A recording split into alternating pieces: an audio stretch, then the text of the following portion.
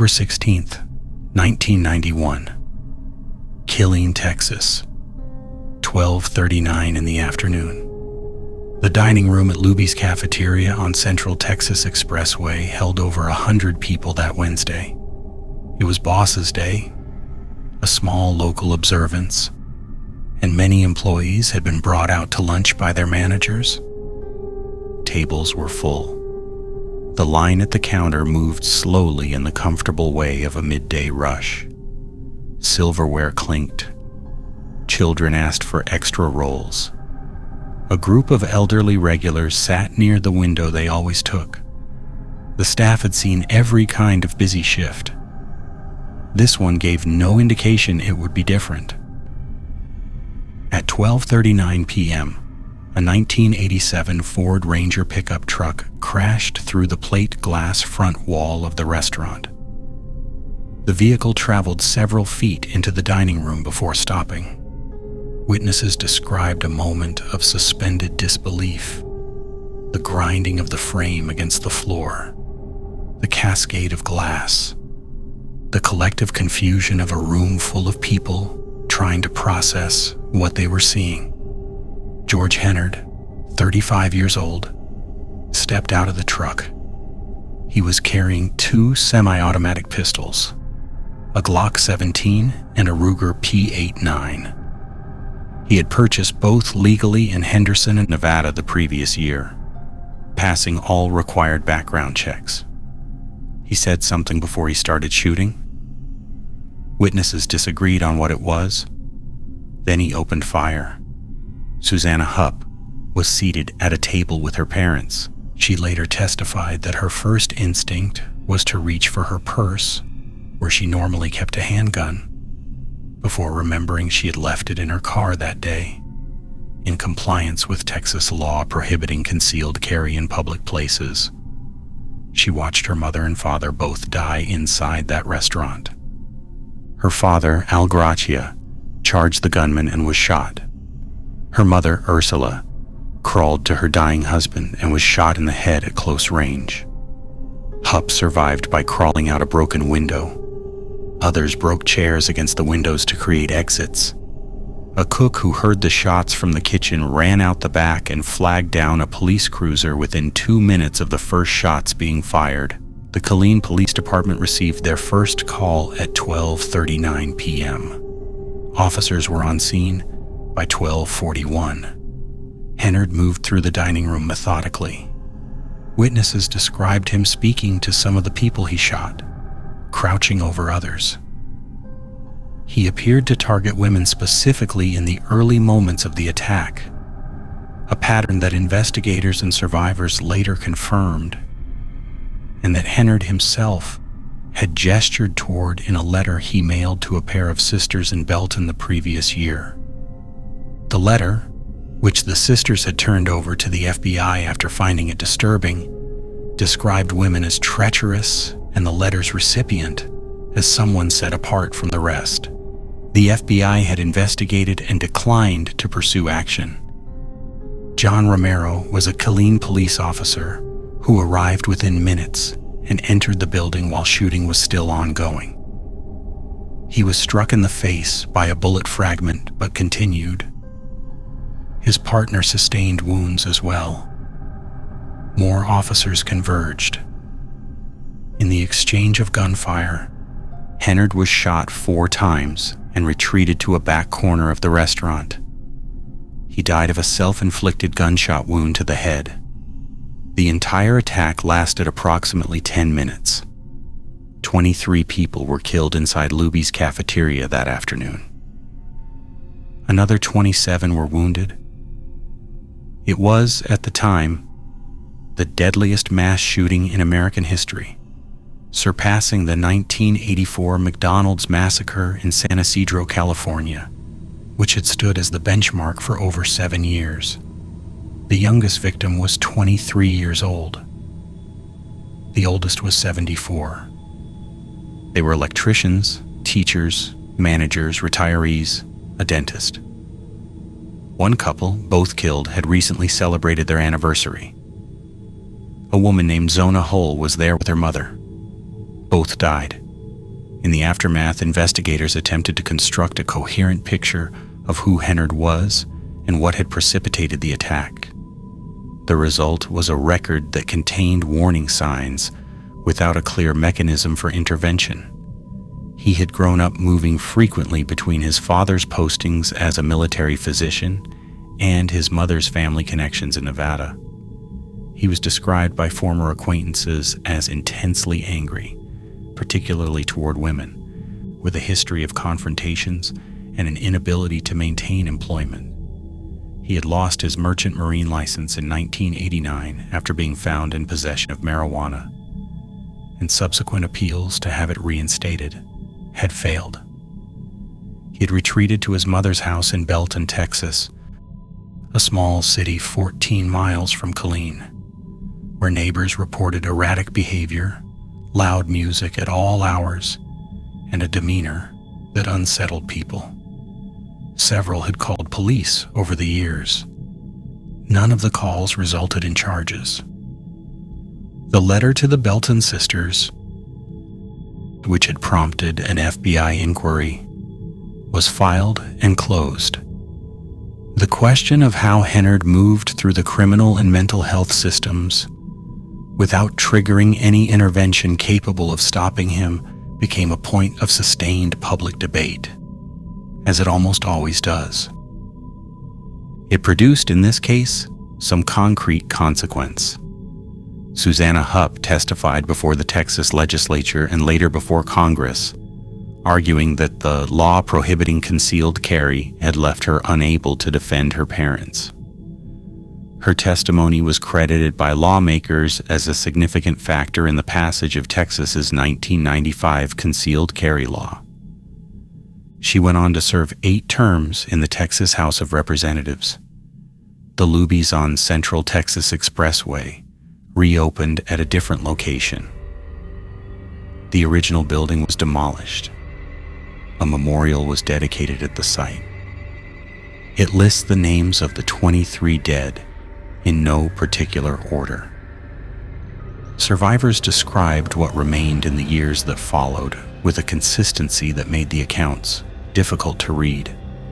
The specific acoustics of the dining room, the way sound behaved differently after the windows broke, the smell, the precise location of the table they had been sitting at, and how many steps it was to the nearest exit they could not reach in time. These were not details that faded. They became part of the architecture of daily life, present in diners, in loud public spaces, in any room where the door was more than a few feet away. Donna Griffith, who survived, said in an interview years later that she still counted exits whenever she entered a building. She said she did not consider this remarkable. She said most of the survivors she knew did the same thing. The Luby's massacre prompted federal discussions about mental health reporting, firearm regulations, and the procedures governing weapons purchases. Discussions that produced little in the way of new federal law, but that became reference points in nearly every policy debate of the same kind that followed in subsequent decades. The attack is cited regularly. It remains embedded in the legislative and legal history of American gun policy, attached to testimony, to court records, to the names of bills that passed and bills that did not. The memorial in Killeen does not describe any of this.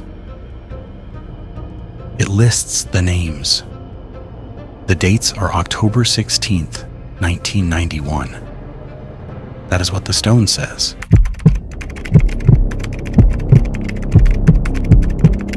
August 20th, 1986. Edmond, Oklahoma. 6:45 in the morning. The post office on Covell Road was a working facility, not a landmark, not a place anyone would have pointed to on a map. It processed mail for a mid-sized city. It employed letter carriers, clerks, and supervisors who had known each other for years, worked the same shifts, eaten lunch at the same tables. The building opened early. Carriers were already in by 6. pulling their routes, sorting trays before the heat came up in full. Patrick Sherrill arrived for his shift at the scheduled time. He was 44 years old, a letter carrier who had been employed at the Edmond Post Office for 16 months. He carried 2.45 caliber pistols and a .22 caliber handgun. He had spent time at a military reserve shooting range the day before his attack, and witnesses there recalled nothing unusual about his behavior. He had received a formal reprimand from supervisors the day before, August 19, for improper conduct on his route. He had been told he was at risk of termination. He entered the building before most of his co-workers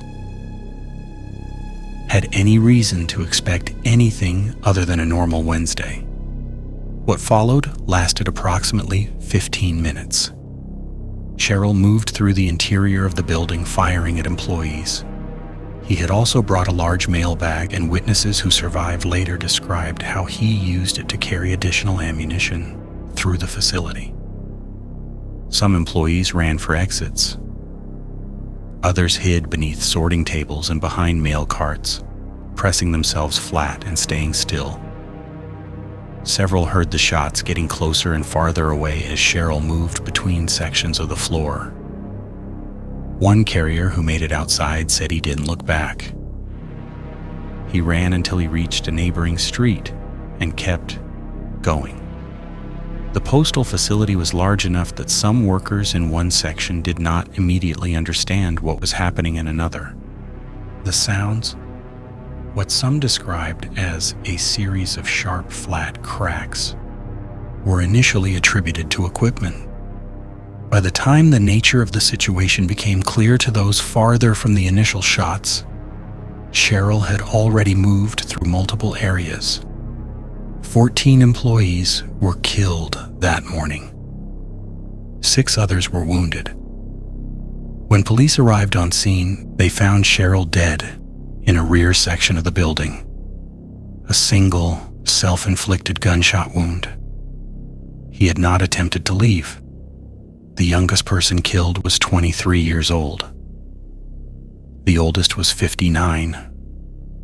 They were carriers, clerks, and a supervisor. Several had worked at that facility for over a decade. One woman, killed that morning, had been scheduled to attend her daughter's wedding the following week. Investigators spent considerable time in the weeks after August 20th trying to build a picture of Sherrill that would explain the scale of what had happened. What they found was a record of social withdrawal and reported strangeness that had never been formally assessed or acted upon. Neighbors described him as isolated. He was unmarried and had few apparent social connections. Former colleagues at the post office and in the Marine Corps Reserve where he had served described someone who could function normally in structured settings, but who became difficult to read in unstructured ones. There were reports of arguments with neighbors, complaints that never reached the level of formal action. Nothing in his employment record constituted grounds for denial of a firearms purchase. He had bought his weapons legally. The reprimand he received on August 19th was not an unusual one by the standards of postal supervision. His supervisors had documented complaints from residents on his route. Packages left in the wrong locations, deliveries missed. The meeting the day before the shooting was described by one postal official as a standard corrective session.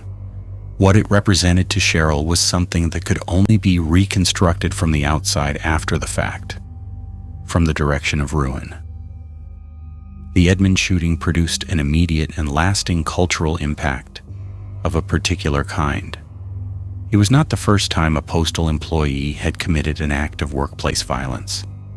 There had been earlier incidents, but the scale, the specific setting, and the timing placed it at the center of a growing public conversation about workplace grievance and the conditions inside postal facilities specifically. 3 subsequent mass shootings at postal facilities in the late 1980s and early 1990s, in New Orleans, Royal Oak, and Dearborn, intensified that conversation and gave rise to the phrase that emerged from it. Going postal entered common usage sometime in the early 1990s. It was a phrase that reduced the particular circumstances of multiple specific events, specific facilities, specific grievances, specific failures of warning and intervention, into a single, portable idiom about workplace rage. It appeared in newspapers and then in dictionaries. It became a shorthand for a category of violent breakdown that it simultaneously explained nothing about. The United States Postal Service commissioned multiple internal studies in the years following the Edmond shooting to examine workplace climate, supervisor conduct, and employee stress. A 1994 report commissioned by the USPS found that postal workers were no more likely to commit workplace violence than employees in comparable industries. The finding received significantly less coverage than the incidents themselves had. In Edmond, the postal facility on Covell Road continued operating. The city held a memorial service. Victims' families pursued wrongful death litigation against the USPS in the years that followed, arguing that warning signs had been available and ignored, and that the institutional culture at the facility had created conditions for the attack. The litigation produced settlements and, in some cases, court decisions that examined what supervisory responsibility required when an employee exhibited behavioral deterioration. These findings shaped Postal Service policy in ways that are not visible from the outside. Language in handbooks, training protocols, escalation procedures that exist because of what happened in Edmond on a Wednesday morning in August. None of that reconstructs what the 14 people killed that day would have been doing by noon. Which routes they would have finished, which parcels delivered what they ate for lunch. These are not recoverable facts. They exist only in the negative space of what the morning became instead. A memorial plaque was installed at the Edmond Postal Facility. The names of the 14 dead are listed on it. In subsequent years, former survivors and family members described the difficulty of explaining the attack to people who knew the phrase, but not the event behind it, who had absorbed the idiom without the specific dead it had come from.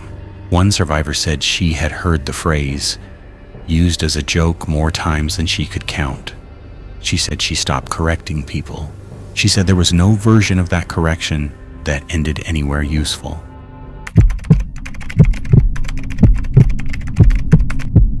September 3rd, 1991.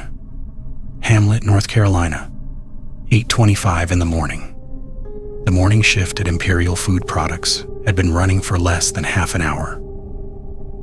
The plant processed chicken, nuggets, strips, tenders for fast food chains and institutional buyers. It operated out of a converted building on West Main Street in Hamlet, a small city in Richmond County with a population of around 6,000. The interior was loud in the way that food processing facilities always are. The mechanical rhythm of conveyor systems, the hiss of hydraulic lines, the background noise of refrigeration units running constantly against the heat generated by the fryers. There were approximately 90 people inside the building when the fire started. A hydraulic line connected to one of the large pressure fryers failed. The line had been under pressure, and when it gave way, it sprayed hydraulic fluid across the open flame of the fryer. The fluid ignited immediately. The fire spread to grease that had accumulated in and around the fryer unit, the kind of accumulation that builds over time in a facility where fryer systems are not cleaned with adequate frequency. Within seconds, what should have been a contained equipment failure had become a structure fire moving through a building with nowhere near enough exits for the number of people inside. The smoke came faster than the flames. Workers on the floor described darkness arriving before heat. A thick, black chemical smoke from burning plastics and hydraulic fluid that dropped visibility to near zero within the first minute. People who had been standing 3 feet apart could no longer see each other. Some described hearing voices and not being able to locate the person speaking. The noise of the machinery continued for a period after the fire started, which workers later said made it harder to understand what was happening. The building did not have a functioning fire suppression system. It had never had one. The exits were locked. This is the fact that investigators would return to repeatedly in the days and weeks that followed. And it is the fact that distinguishes what happened at Imperial Food Products from an industrial accident and places it in a different category entirely. The plant's owner, Emmett Rowe, had directed that the exit doors be kept locked during operating hours. The stated reason given by management in the aftermath was to prevent employee theft, specifically the theft of chicken products. There were 11 exits in the facility. On September 3rd, 1991, the majority of them were locked from the outside. Workers who reached those doors in the smoke found them immovable. Some broke windows. Some found the few exits that were functional and got through. Others did not. 25 people died in the Imperial Foods fire. 54 others were injured. The dead were found in clusters near the locked exits, near windows, in the walk-in cooler where several workers had retreated and become trapped when the smoke filled the corridor outside. One group of workers died less than 15 feet from a door that could not be opened from the inside. The youngest victim was 17 years old. Most of the workers at Imperial Food Products were black women from Hamlet and the surrounding area. The plant was one of the more significant sources of employment in Richmond County, which had limited industrial options and a poverty rate that had been climbing through the late 1980s. Workers took the jobs available. Imperial paid slightly above minimum wage. The facility had been operating in Hamlet since 1980. In 11 years, it had never received a safety inspection from the North Carolina Department of Labor. The state had one inspector for every 30,000 workers at the time, a staffing ratio that made comprehensive inspection of smaller facilities effectively impossible. Emmett Rowe was charged with 25 counts of involuntary manslaughter. He pleaded guilty in 1992.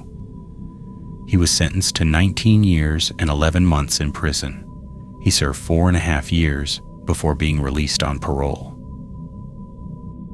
His son, Brad Rowe, who managed day-to-day operations at the plant, was also charged and pleaded guilty. He received a suspended sentence. The criminal resolution of the case was controversial from the moment it was announced. Family members of the victims and labor advocates argued that charges of involuntary manslaughter, which require proof of negligence but not intent, failed to capture the deliberate nature of the decision to lock the exits. The doors had not been locked by accident or oversight. Locking them was a policy. It had been in place for years. Workers knew the doors were locked. Some had complained about it informally and been told it was not their concern. North Carolina had no state OSHA plan at the time. It operated under federal OSHA jurisdiction, which was even more thinly stretched than the state labor department. Federal OSHA had not inspected Imperial food products either.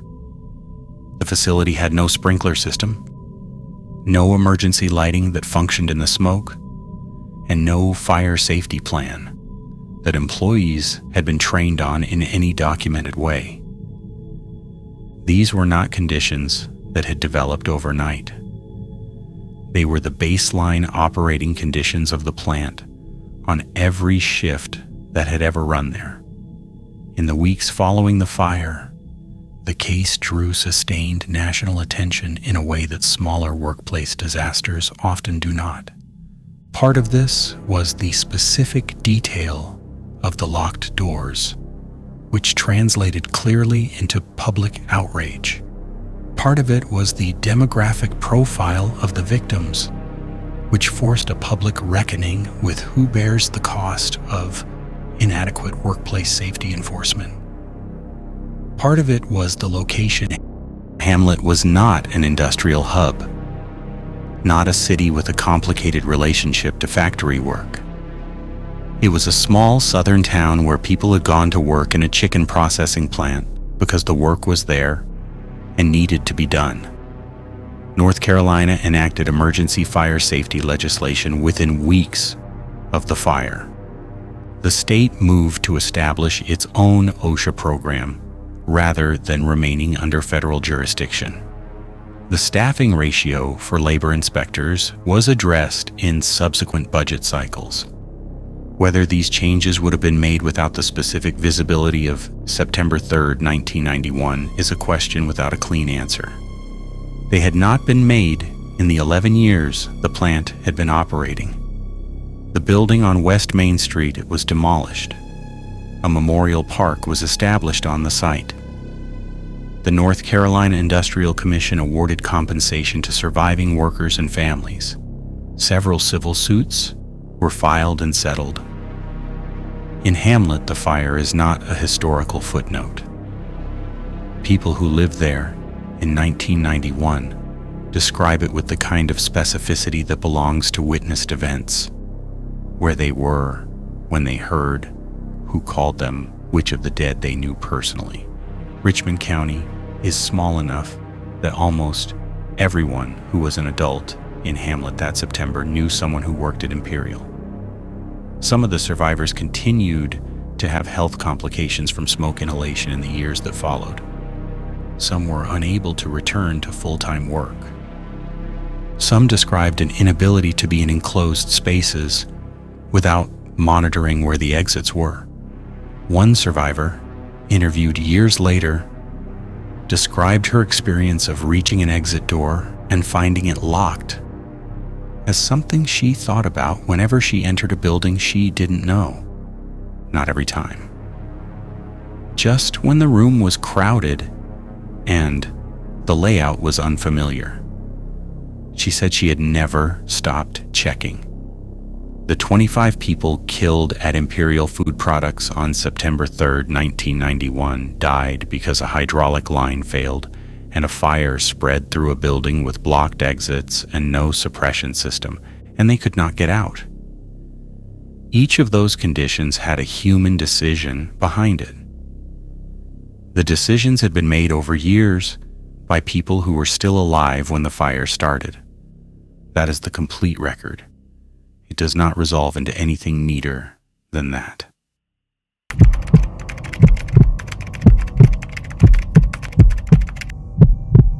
March 25th, 1911. New York City, 4:40 in the afternoon. The Ash Building stood 10 stories at the corner of Green Street and Washington Place in Lower Manhattan. The Triangle Waste Company, known more commonly as the Triangle Shirtwaist Factory, occupied the 8th, 9th, and 10th floors. It was a Saturday, and the workday was winding toward its close. The shift had begun at 7 in the morning. Some of the workers had been at their machines for nearly 10 hours. There were approximately 500 people in the building when the fire started. The workforce was almost entirely young women. Many were Jewish immigrants from Eastern Europe. from the Russian Empire, from the Austro-Hungarian provinces, from places that had offered them little and from which they had traveled enormous distances. Others were Italian immigrants, similarly young, similarly recent arrivals. The city had absorbed them as it absorbed all such labor, into the garment industry, into the factory floors of the lower floors of new buildings, into work that paid enough to survive and not much more. The Triangle factory paid its workers by the piece. A skilled operator could earn between $7 and $12 a week. The hours were long and the work required sustained, precise attention. At 4:40 p.m., a fire started on the 8th floor. The origin point was a rag bin beneath one of the cutting tables, the accumulated scraps of fabric from weeks of production. Shirt waists were made from cotton voile and similar light materials, and the factory floor held quantities of cut fabric, tissue paper patterns, and wooden furniture in close proximity. The fire spread across the 8th floor within minutes. Workers at the cutting tables saw it first, and some managed to reach the stairwells or the fire escape immediately. Others ran to the freight elevators. A manager on the 10th floor received a phone call alerting him to the fire and evacuated the executives and visitors on that floor by rooftop. Reaching the adjacent building before the fire consumed the stairwells. The 9th floor received no warning at all. This is the floor where most of the dead were found. The workers there learned about the fire when it arrived, when the flames and smoke came up through the stairwells and elevator shafts from the floor below. By the time the fire reached them, the routes of egress that had been available to the 8th floor were already compromised or gone. The 9th floor held the largest concentration of workers seated in long rows at their machines, with the exits at either end of a floor that ran approximately 100 feet from east to west. One of those exits was locked. The Washington Place stairwell door on the 9th floor was kept locked during working hours. The Triangle Factory's ownership, Isaac Harris and Max Blank, who had been nicknamed the Shirtwaist Kings for their success in the industry, maintained this practice to control when workers left and to prevent theft of materials and finished goods. The door had a key. The key was held by a supervisor. In the chaos and smoke of March 25th, the door was not unlocked in time for the workers nearest to it. Investigators examining the aftermath found the bodies of those workers clustered at that door. The fire escape on the Green Street side of the building was the other potential route. Workers crowded onto it. It had not been designed to carry that load, and it had not been inspected recently. The fire escape collapsed under the weight of the people on it and the heat damage from the fire, dropping those workers to the courtyard below. The elevators continued running for a time. Operator Gaspar Mortiaro made multiple trips up to the 9th floor, taking as many workers as the car could hold each time, until the heat and the falling debris made further trips impossible. His trips saved a number of lives. They did not save enough. Workers who could not reach an elevator or a functional stairwell moved to the windows. The building stood 10 stories on the Washington Place side. The fire was behind them. Some workers tied fabric together and attempted to lower themselves. Some simply jumped. Firefighters on the street had raised ladders, but their longest equipment reached only to the 6th floor.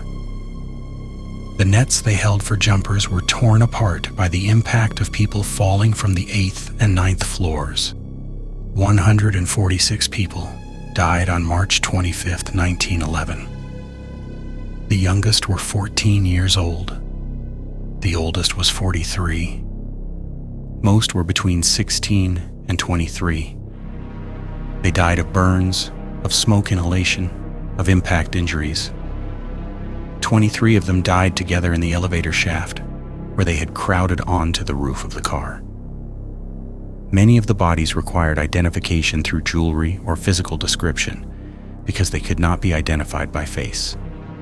The owners of the Triangle Waste Company, Harris and Blank, were indicted on charges of manslaughter. Their defense argued that the prosecution could not prove the owners knew the door was locked at the time of the fire. The jury acquitted both men in December of 1911. They were later sued in civil court by the families of 23 of the victims and settled those cases for $75 per life lost. Harris and Blank reopened their business at a new location the following year. In 1913, inspectors found the exits at their new factory locked during working hours. They were fined $20. The acquittal did not end the political consequences of the fire, though it foreclosed the criminal ones.